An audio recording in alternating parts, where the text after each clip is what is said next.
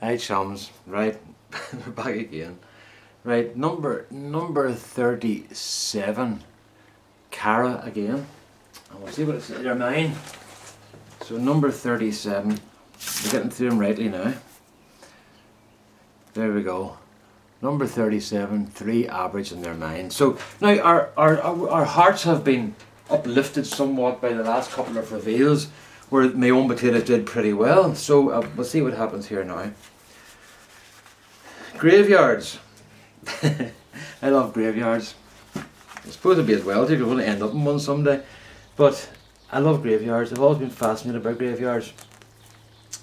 And I love grave diggers. Grave diggers are the most fascinating men. If you ever get a chance to talk to a grave digger, do. And if you ever get a chance to pour a few pints into them first, it's even better. Yeah, they have fantastic stories. Grave diggers and undertakers have fantastic stories. But I love graves, and love graveyards, and love old graveyards. And guess what? My children do as well. Sorry about that.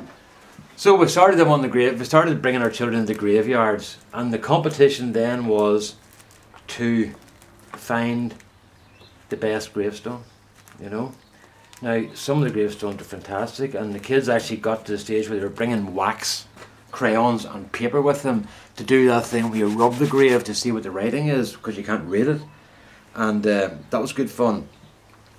But, oh, this is going to be pathetic. Right, so this might be a long story. So, where's my wee pocket? Yeah.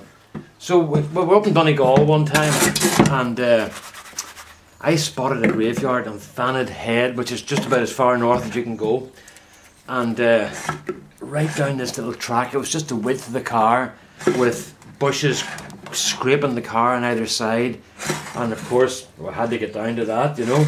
So down we went, and this is another thing, my children learned to spot graveyards as well.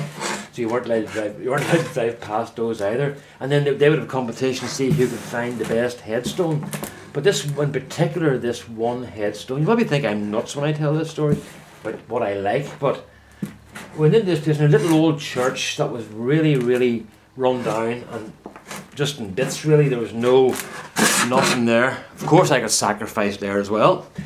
But this little old church and a graveyard. But what we noticed in the graveyard was still being used, because the headstones were very fresh. So off we went hunting for graves and stuff, and we found some reasonably good graves and that, and they were interesting in terms of date. And another one was like families who die young, you know, like there were families and the whole family just died in their late 20s and early 30s. That's a very Victorian type thing. Victorians only lived until their early 30s. That's why children in Victorian times got married when they were 13, 14, 15, started having children. And why so many women died in childbirth, because their pelvises weren't properly formed for having children. But they had to have children when they were 15 or 16, because they were going to be dead when they were 32. So they had the same thing again, get your children ready for when you die. They had to get their children reared up to 13, 14, 15, because they knew they were going to die soon anyway. So they had their children young, and that's one of the reasons why there was so much child and mother fatalities, because the girls weren't ready for that, you know. So, what was I going to say to you? Yeah, so there's a lot of things like that where families died young and stuff, and it's very sad. And then Dermot says, "Will you see the one I've found?" And I can't remember the name. It was John something. We'll call him John McGill. I think it was Max something. McHugh. John McHugh, I think it was. And it was a simple white tablet, and it just said on it, "John McHugh, shoemaker and philosopher."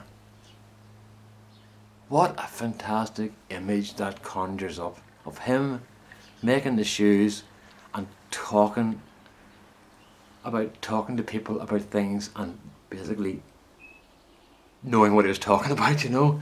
And it just that one headstone is probably that's the one headstone that sticks out among all the ones I've ever seen. Is the John McHugh, shoemaker and philosopher.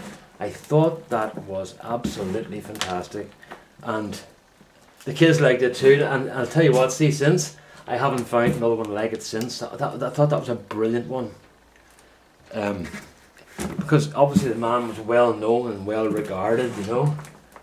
So I like that one very much. But as I say, we got our children into doing graveyards, and they love that as well, and they still do it. Mind you, graveyards are, you know, it's kind of tragic walking through graveyards here because of the number of young people that died, and the number of people who died in terrible circumstances here. It's not a pleasant journey to go through them, but hopefully we'll learn from that, you know. I was at a funeral a couple of months ago, and at a graveyard at home, and I was shocked when I saw not just the people who had died during the Troubles and all the new graves since then, but the number of people I was at school with who are dead. It was absolutely shocking, and I felt very fortunate that I was still here, because a few of the guys at graves I saw, I would have taken mortgages on their lives because they looked to me like brave, good, healthy boys. But it was the old thing, cancer and heart attacks. When I asked some of my friends who were there what happened to them, cancer and heart attacks. You know, it's kind of sad how you lose contact with your friends, but it's just life, you know. You think at school you'll never ever lose your friends, and the same at university you'll never ever lose your friends, and your job you'll never ever lose your friends. The bottom line is you do. You just keep moving on in different circles. Right, this is going to be absolutely pathetic. I don't even think we've got a pound. Hello! I don't even know why I'm wanting to say. It's not even a pound, it's about half a pound. What do you say? 0.45 of a pound, about 0.3 of a kilo, would that be? Oh, that's not right. 0.45 of a kilo. So, pretty pathetic. So that didn't work very well. So now we're back to wondering what was going on.